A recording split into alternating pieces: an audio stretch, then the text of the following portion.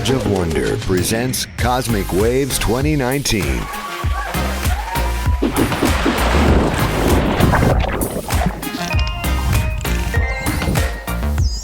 was awesome. I mean, it is crazy. Featuring special guest Laura Eisenhower. Hello, everyone. We're with one of our favorite people and who is becoming a really close friend of ours, Laura Eisenhower, who is a whistleblower, researcher, and an international speaker. And you can find her at cosmicgaia.org, and who is also... But actually, it should be cosmicawesome.org because she is. True. And she and her family have had an amazing journey, I mean, throughout the years. And I mean, her story never ceases to amaze us. But we're really happy to have you here today, Laura. Thanks so much for taking the time to be with us. And yeah. It's so wonderful to be here. Thank you so much, you guys, for having me. Yeah, and I was telling Ben before that I can already feel it. This is going to be our favorite interview with you. Yeah, for sure. We've had a bunch of interviews with you. You presented at Cosmic Waves. Well, you started talking and touching on Saturn, right? Ben and I have done a couple of episodes on Saturn. There's a lot of wonky, not only symbolism around Saturn, there's really wonky stories revolved around Saturn. But what really impressed me about what you were presenting was that I don't think it's always been that way. I think that we're in a special time and situation where Saturn is just really... just has gotten as bad as it can get, but it didn't always represent all of that. And it would be really cool to kind of talk a little bit about that and what Saturn represents and maybe your perspective on why it's gone that direction that it's gone in, I guess. Yeah.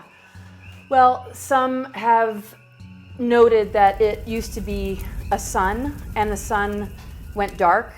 It ended up having such a negative polarity that it really just sort of, got somewhat destroyed and limited in its capacity to do what it normally would do. So a sort of rebellion energy came out of it that became a control system. And that control system of Saturn links to the moon and creates this energetic that really actually puts the feminine energy in both men and women sort of in like lockdown. And a lot of our journeys has to do with overcoming it through understanding what Saturn has become today. And so a lot of different planetary energies are like that. They change over the course of time. They hold a particular vibration. They have even stories that are connected to archetypes. And our DNA actually holds the map, even damaged DNA, of our whole galactic history. And that's the most interesting part, because when you look at somebody's chart and you see how they relate to Saturn and some of these other planets, you can see the part that they are tasked with playing in order to bring about resolution, to break free of those controls. And so Saturn is also connected with Satan. There's different octaves of it, where you have like a Lucifer octave and also the satanic aspect of it. And it pretty much is the structure of our society. So the interesting part of it all is because it sort of represents limitation and structure. In astrology, it rules Capricorn. In Tarot, it actually rules the devil, the number 15. So on that, real quick, I thought was so fascinating, because you during your presentation, you showed the devil card, and then it said the ruling planet, Saturn. And I just thought, wow, that's crazy, because I didn't even know that. Yeah, so Saturn Capricorn is No one's Capricorn in here, right? Doesn't even matter, because the devil has its shadow side just like anything, and then it has actually its positive side. So if you add the numbers 1 and 5, for 15, it actually is the number 6, which is lovers. So in a union, like a sacred union energy, that becomes like Kundalini. It becomes anchored and grounded in the earth, and it doesn't create separation. So Saturn's really like a teacher and a taskmaster. But because of rebellion, what it basically did is lock down this density, and it compromised our DNA to the point where it damaged mitochondrial DNA, which is connected to the ether. And that connects with the mother. And that's the Saturn moon matrix, because the moon energy, represents sort of the mother energy, but due to exploding planets, it now is more like an artificial satellite, streaming currents from this Saturn matrix. And so the Ascension energies has to do with breaking free of those bonds. And that's kind of what we're up against right now, is looking at the control system, looking at the power structures, looking at the fact that the things that are keeping our DNA from being able to activate is what happens when we have damaged mitochondrial DNA, because we've lost the mother energy of the planet, which means that we're more than likely to turn towards addiction, to externalize everything, to need something outside of ourselves to get a sense of nurturing. And that's over with because the timeline shifted in 2010 when the sun started to move through Ophiuchus, which is the 13th sign, which basically stopped the timeline of the patriarchal agenda and the satanic rulership. So like the dark timeline, because I mean this is what everyone understand, or what we understand, is that the deep state was supposed to win, all these bad things were supposed to happen, and then something happened, and and a lot of people were talking about the 2012 aspect, and it seems like after 2012 there really was a shift. It's just that it wasn't like the end of like explosion end, but which it could have been. It could have been. Yeah. But something else seemed to happen on a positive aspect of things. Right. In 2010, the sun moved through the sign of Ophiuchus, which really represented the mother force being anchored back into the planetary body, which creates a huge activation not only for the planet but for us, if we can tune into it. It is the only astrological sign that is actually ruled by the ether, and that links then to the mitochondrial DNA, which is connected to the element ether, and also the platonic solid, the dodecahedron. And this whole process, because of the ether, is what is helping us to move from carbon-based to crystalline form, because it's basically alchemy. And our ability to create alchemy has been stunted for thousands of years. And Ascension is really about the opportunity for us to move from the lead of this human experience into gold, being a spiritually illuminated being. How it plays out on the world stage has to do with all these power structures that are operating from that mindset of control, enslavement, siphoning energy, keeping us in lockdown, putting reversal codes in the ether energies, the dodecahedron, platonic solid. I know it sort of gets a little bit wordy, but just imagine like a reversal energy that kind of creates a dark mother, the Baphomet, that the Satanists worship, that siphon all our energies as a way to generate this power that is a power over us. The minute we break those bonds, then everything starts to flow. So the whole idea is if the deep state and cabal keep staying in power, then we're still running on sort of this artificial timeline. There's nobody who's being a real warrior for humanity that have our interests at heart, which we need in a leadership position as long as the government is still there. And the opportunity for people to wake up has been, kind of busting through, because it's the people that voted Trump in office. And I'm not going to share my political beliefs, but if we look at Q and we look at what's going on, it's our determination to not allow this to continue, which actually saved us. So in this particular window period, the light codes and everything that's happening on a geophysical level, because we're in alignment with the galactic plane after recovering from all these cataclysms in our past that kept our junk DNA scrambled and inaccessible, is now being cleared. And so just as long as we could get through that particular peak of the window period, we were going to be okay. And that's where we are today. And the thing is, if we look at multiple timelines, not everybody's going to experience it the same way, but it's all encoded in our DNA. And once we remove the barriers and we begin to heal and look at our wounds and our traumas as a humanity and come together in unity consciousness, this is what continues to purge and allow us to see the dark belly of the beast and everything that's been compromising us. Exactly. And we're doing amazing.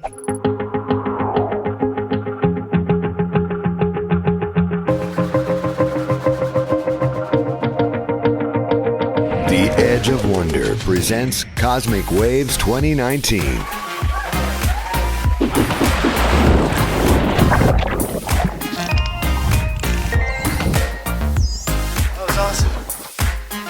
It is crazy. Featuring special guest Laura Eisenhower.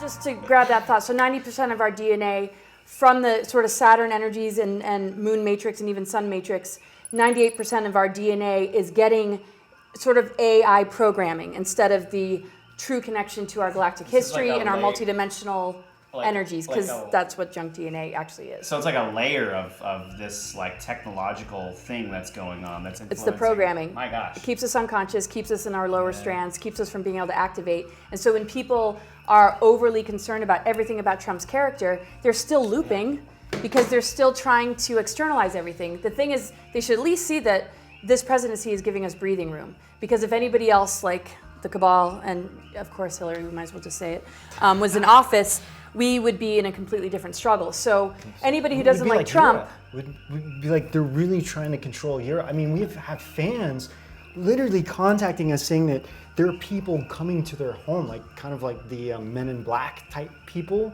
that are talking to them saying, did you comment about just for this? Commenting on Edge of Wonder. Yes, Yeah. yes. I couldn't believe it because there's some fans that we haven't heard from in a while, and then they personally were writing us saying this is what's been going on. This is why I haven't been around. What the heck? Yeah, I mean, I really think it's a huge waste of energy to just pick on Trump. If you don't like him, fine. Focus on yourself, focus on the inner work, connect with the earth, because we're so linked to the earth. Our DNA is linked to the earth grids. Our chakras and DNA are connected to the multidimensional cosmos. If we can upgrade this, if we can really integrate the fact that the mitochondrial DNA has healed, but we have to be conduits of it and accept that and not be distracted by these AI programs, we have everything that we could possibly need to move on beyond this matrix. So it's something to be hopeful for. And again, if somebody doesn't like it, put your energy, where it matters. We're the powers that be. We're the true powers that be. The divine energy within us, what we're capable of achieving in this window period, has been prophesized. I mean, and it's been, well known. And even damaged DNA, even ancestral patterns can all be resolved. Everything that we think we're locked in, or everything we are limited by, is a total cop-out. And the more conflict we have amongst each other, it's just a reflection of internal conflict. So, well, and that's, really I mean, the deep state wants to keep us in a constant conflict, right? That's why they're doing all these things.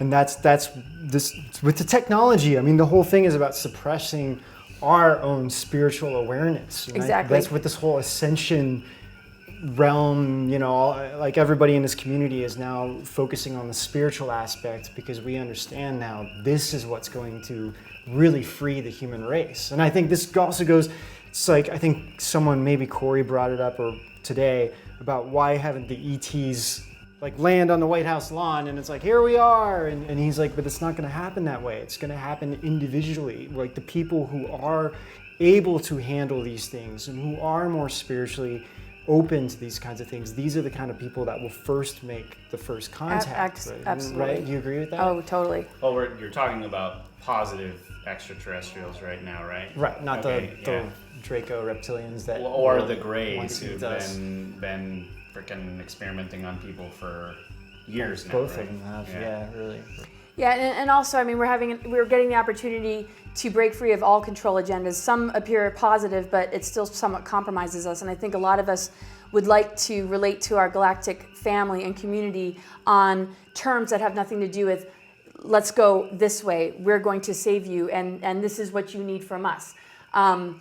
It's really a time, I think, that we're on a particular timeline that's allowing us all to switch on these things that have not been switched on in a long time, understanding that each strand connects to a different harmonic universe, different star systems, different even galactic wars. I mean, it holds the whole history of the human race. And as we switch on these strands, we might visit memories that we haven't had for a long time, even before being on this earth. We might start to have encounters with individuals from different star systems or past lives that we wouldn't experience otherwise.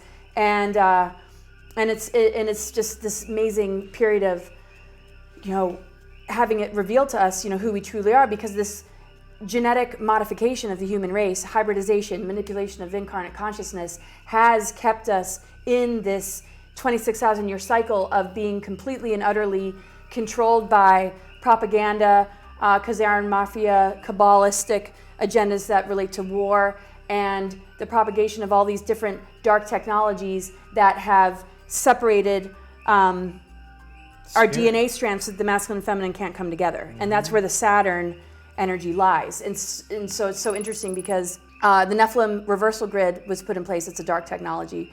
26,000 years ago. The level of assault in technologies that are dark that are being used against us is more than anybody can fathom. And so you have to check your behavior patterns. You have to really look into those triggers that you have and what the results are and how much disharmony or illness it can create in your life. And really take it upon yourself to learn about who you are more and get closer to yourself versus farther apart. Because people freak out, they give their power away more. They expect something else to solve it. And this is how we break free of that. In a lot of ways. And, and the general theme of this whole conference that that seems kind of everyone has been covering is this forgiveness, and not necessarily forgiveness for others, but for ourselves too, and really letting go of things that we feel like that we've held on to, or or mistakes that we made. And this is what I think has just been an amazing theme from throughout the whole thing. And what you're talking about just kind of reminds me of that too. Just really being able to forgive ourselves, to be able to move forward. Yeah, I mean, we have to understand. I mean, there's projects and programs, patented technologies that are all about creating mood swings, criminality, and all sorts of behaviors that we think are just, bad and evil humans in our society. And yes, certainly some are, so I'm not blaming it all on technology, but we have to understand that as long as we are in this chaos and duality, and we have this judicial system, and we have this prison system, and we have this Federal Reserve, and we have governments, and I mean, we couldn't be more disempowered. And what's amazing is our DNA is made out of elements. The nucleic acids connect to earth, air, fire, water, and the mitochondrial DNA is ether. And now that the mother energy is with us, anchored back into the planet, we're able to reconnect with nature and ourselves in a way that's nurturing. So a lot of people are quitting addictions, a lot of people are finding community, a lot of people are healing and focusing on self-love and forgiveness. And we can feel the nurturing vibrations around us. And even though we might still see signs of negativity and dark technologies, just remember to utilize it as a tool for your growth, because it does not have the upper hand anymore. As long as we watch the propaganda and things streaming through the media and we believe it, yes. But I mean, look what happened with the Mueller report. Yes. Finally, the fake news has been busted, so that's really helpful. Nothing burger. Yeah, and just a lot of I mean, it's not about political party, but when we think about even some of those abortion laws, it's and you hear about, whistleblowers or people that are exposing what they did when they were in the Satanist groups. It was all about the sacrifice, and trying to get it to late term was, to me, a legal way to continue this sort of thing. And so, I mean, we're still dealing with some incredible challenges on our hands, but the more we get together as a community and the more we empower ourselves and really find out what we're all about, which is what my research is, and so many others, it affects everything, and it helps create divine justice. It's because we're working with cosmic and natural law, and being a conduit of natural and cosmic laws based on balance, integrity, and truth, because that's a frequency, really disables their ability to get away with much more. But we all have to be committed to this. And I see so many that aren't, that are still, acting out exactly what they want to see, like you guys, have said. So. Sure. One of the things you talked about in your slides that I remember is you actually talked about this New Age movement, and you came at it from a different angle. And there's a lot of criticism, and there's a lot of, a lot of people don't really understand. I mean, a lot of the New Age term itself kind of came from a lot of Aleister Crowley stuff, but it's not, and a lot of people look at that in a negative way, but then there is some positive elements to it, but then you just broke it down in a really awesome way, so I'll just have you explain it. Yeah. Well, there are programs connected to the New Age.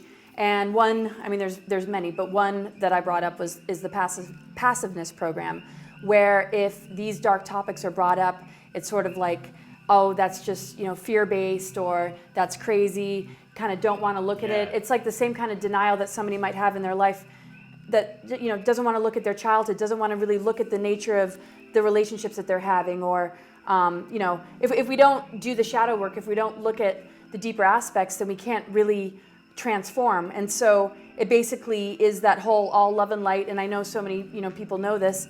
And the thing is, you're going to get criticism about people that think the New Age is just woo-woo and it's just a bunch of fluff, and then other people that are in the New Age program that look at all this darker stuff as something to avoid. And the thing that I like to empower is the fact that It's not about programmings. It's about authenticity. It's about what are we made of, and how can we achieve Christ consciousness? How can we achieve what all these teachers and masters have been trying to show us?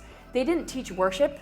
That's a construct that was brought in to siphon our energy, just like all the other things that we see in this society.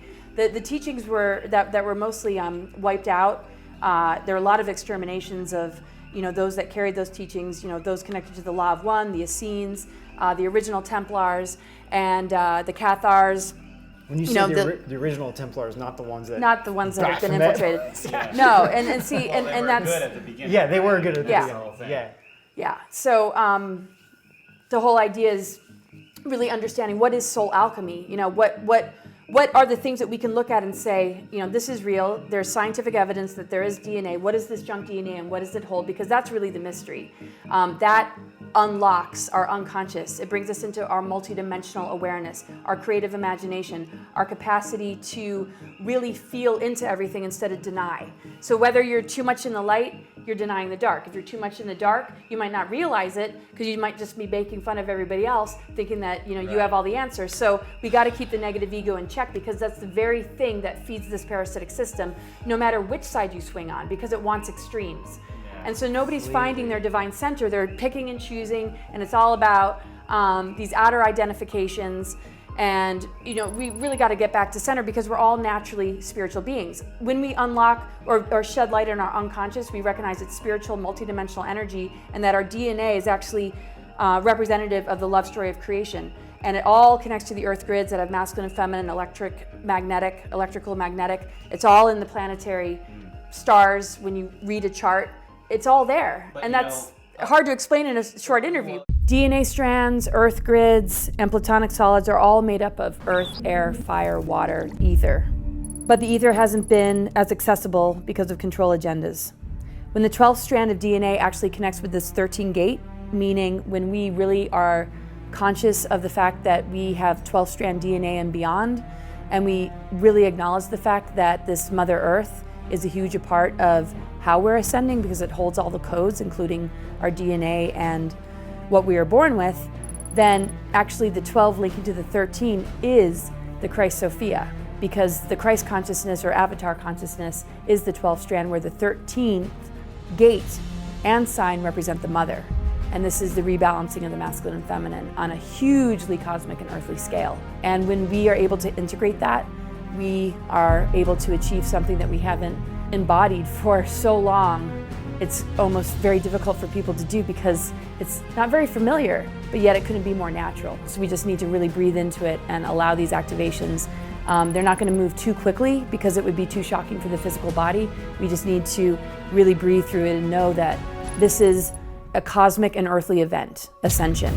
And we just need to stay in touch with that and be very, very careful of all these things trying to yank us away from this amazing alignment that's available to us.